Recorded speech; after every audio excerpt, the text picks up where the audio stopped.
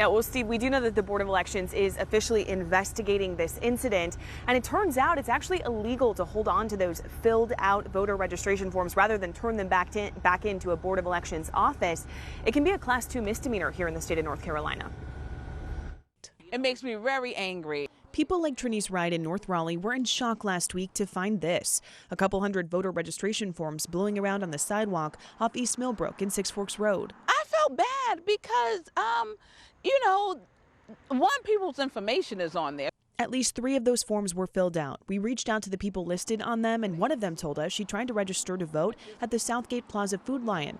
We reached out to the nonprofit she said was collecting the information to find out how this could have happened and have not heard back. So we reached out to the Wake County chapter of the League of Women Voters to learn more about their process when registering people to vote. We've been around 104 years, so we know voter engagement, voter outreach, and have done this for many, many years. They closely follow the Board of Elections guidelines posted publicly on how to register voters. If they take voter registration information, they have 5 days to turn the forms physically into the Board of Elections office. We do not retain any information. We don't take any information off of the forms. We turn them in promptly after the event. In fact, since there is private information on those forms like dates of birth, signatures, portions of social security numbers, it's actually against the law to hold on to those forms if that sensitive information is unredacted or not crossed out.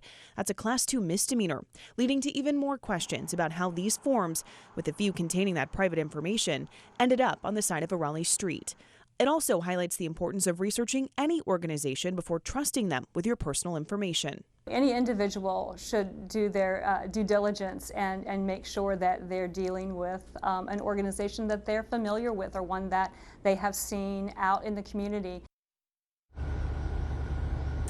And now a big takeaway here is that there could be people who filled out these registration forms. They think that they are registered, but those forms never actually made it to a Board of Elections office. So it's not a bad idea to just head to the Board of Elections website, double check that you actually are registered, and that way you avoid that worst case scenario of showing up to the ballot box on Election Day and finding out never registered in the first place. Live in Raleigh, ABC 11 Eyewitness News. Good advice there, Sydney Schofield. Thank you. And here's a list of important voting deadlines to remember. October 11th is the last day to register to vote. Early voting runs from October 17th through November 2nd.